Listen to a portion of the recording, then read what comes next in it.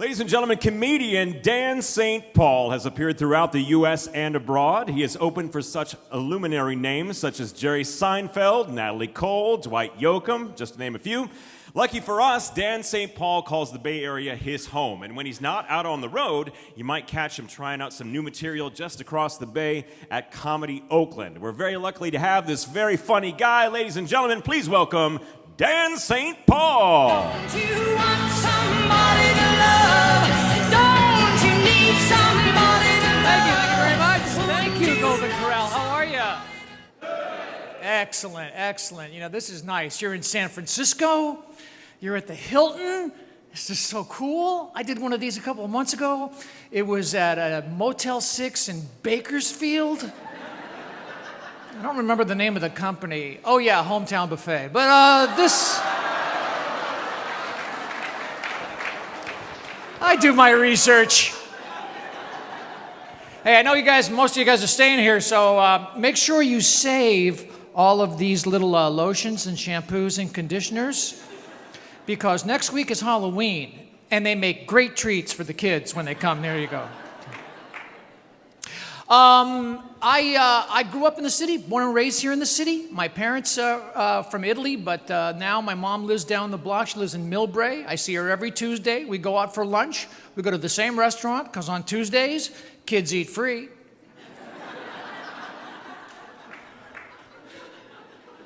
But yeah, I grew up in the 50s and the 60s, and that's why I shaved for you guys tonight. Because when you don't shave for a few days, and you're like 35, you look rugged, you look macho. When you don't shave for a few days and you're 65, you look like a drunk guy on the bus. I gotta watch it at this age, you know. I don't want my obituary to read, mildly successful comedian found dead on toilet playing Candy Crush. Because I don't get up until I reach the next level, ladies and gentlemen.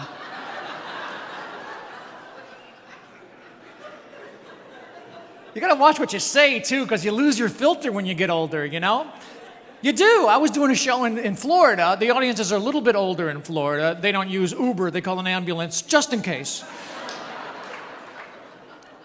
And this woman comes up to me after the show. She goes, "Oh, you were so funny. I couldn't believe it when you said you were 65. I said to my friend, he doesn't look 65. But now that I see you up close, you kind of do." But you know, as you get older, you got to stop and look back at all the great things that you've done. For example, next month I will be celebrating 30 years of marriage. Thank you. 4 incredible women. And just my beautiful wife, Cara, who I love and fear.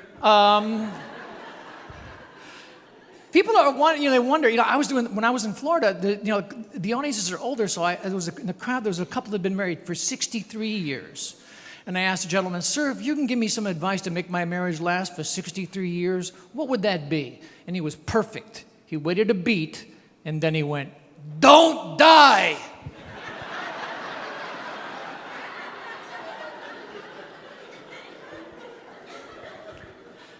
People ask me, "How do you keep your marriage together?" I tell them it's simple. I still can't believe she's attracted to me. She still can't believe I'm attracted to her. So what keeps us together is a very profound lack of self-esteem. Plus, I'm 65. I wouldn't want to be single now. What's my pickup line going to be? Hey, you want to come back to my place and watch me fall asleep during the news?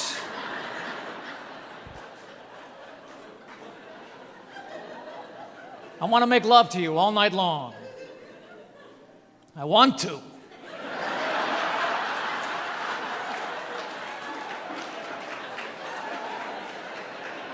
Only if you know CPR. My wife knows if I'm looking at another woman, that's all I'm doing. I'm just looking. I'll tell you something that does bother her, though. The binoculars. My wife is younger than me. She's 8 years younger than me. I thought that was a good idea when I got married. Now I'm not so sure. She has too much energy for me now. A couple of months ago, she goes, "Hey, Raina and Noe invited us over for dinner on Saturday night." I said, "Yeah, but we're going to the ball game that day." He goes, I know, but it'll be done in time. We go, whoa, you don't want to do 2 things in one day? What are we, teenagers now? Let's just swim to Oakland. The house is never going to be done. I figured that out, you know. As soon as we finish one thing, we got to do something else. I want to repaint the bedroom. I'm going, why? It's not peeling. She says, I'm tired of this color. I said, that's the color you want in the bedroom, the one that makes you tired.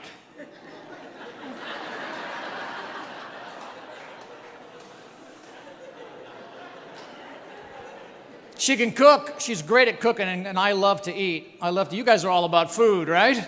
God, I love to eat, and I got to watch it at this age because my shape is changing. You know, I have back fat. It won't go away. I have tried every exercise. I have a fear in 5 years I'll have a big lump hanging out back here. I'll be walking down the street, and somebody will go, where's Dan going? I don't know, camping, I guess. Because look at me now. My shape has changed. I have no waistline now. My waistline is gone. I'm not fat, but I'm a cylinder now. I can wear a belt anywhere on my body.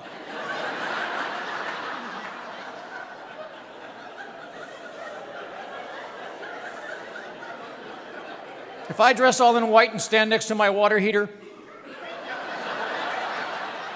I'm the one with the head.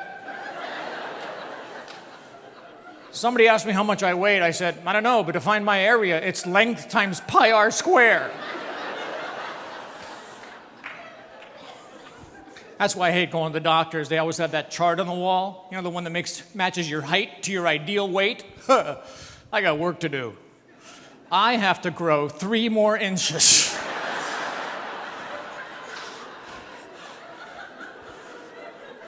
I'm getting up there, you know, that's all. That's what happens when you get up there, you know. I think people who are not yet in their 50s have to learn from people who are past their 60s, you know. And we can tell them a few things they have to look forward to. For example, at home, I have 8 pair of reading glasses. I have no idea where they are. I put a cup of coffee in the microwave. When it was ready, it went ding, and I opened the refrigerator door. I can go to the movies for $3 less, but I got to pee halfway through.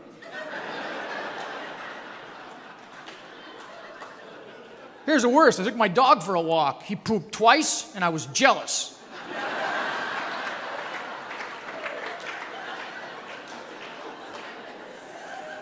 I'm getting up there, that's all.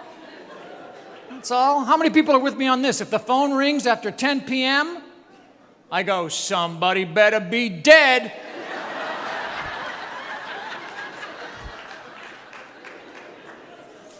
I get emails from Ticketmaster. Dan, come and see The Who. The Who are coming, Dan. Come and see them quick before you or they die. I saw The Who when I was 18. It was the most incredible concert I've ever seen. I'm not going to spoil that now. Pete Townsend, 74. Roger Daltrey, 75. What does this show start at 5, knock off about 7:30? No lawn seating, because once the old people lay down, not all of them get up.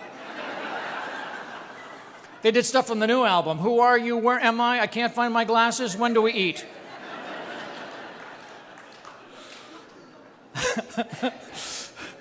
My son loves music. He and I went to Chicago, and it was during Lollapalooza. Have you ever heard of this thing? Incredible rock and roll festival. 3 days, 60 bands, 200,000 kids, and me in the back going, hey! If we all sat down,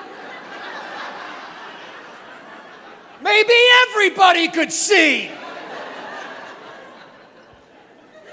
I did not spend $200 to see the tattoo on your bald head, miss. I'm snippy now. I'm going to tell you how I feel. I don't care. You know why? I don't know how much long I have going. You know, I'm going to tell you. I think we should bring the phone booth back. No phones, just the booth. You want to talk on your phone out loud in public? Fine. Get in the booth. I don't want to know about your Zumba class. I don't want to care. Thank you. I'm trying to start a movement here, ladies and gentlemen. And if you're going to walk around all day with a Bluetooth in your ear, talking so loud people in airplanes are looking down, then you should have to wear a shirt that says, I'm not talking to you. Not so bad. I have to deal with that. My wife comes home, I have to deal with all of her encounters with stupid people all day, you know. This stupid person, and that stupid person, and this stupid person. I have had it. I'm going to her job and say, you people better get it together because I can't take it anymore.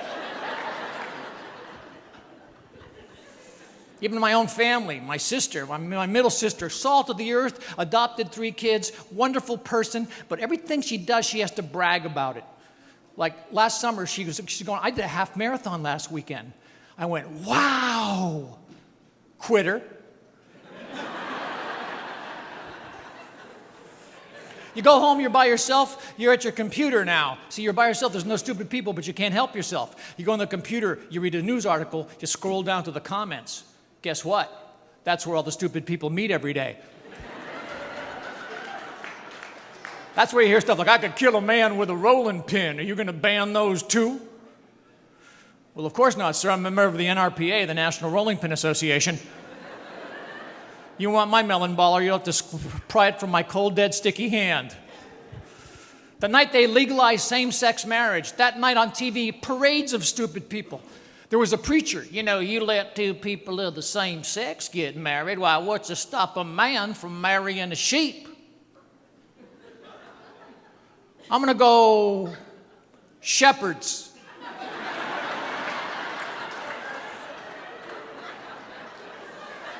First rule of shepherding, don't fiddle the flock. No one's going to marry a sheep. No one's at to shear their wife once a year.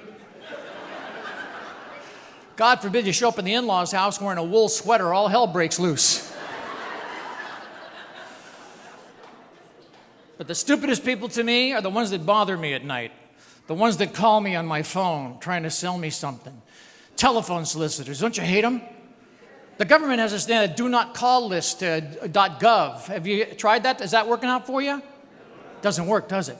But I figured out a way to get rid of them. This is really easy. If you want to get rid of a telephone solicitor, this is the snow. I'll leave you with this. It's great advice, and you can use this. This is something you can use when you get back home. When they call you, all you got to do is this. Hello, Mr. St. Paul. How are you this evening? Me? Well, I'm naked.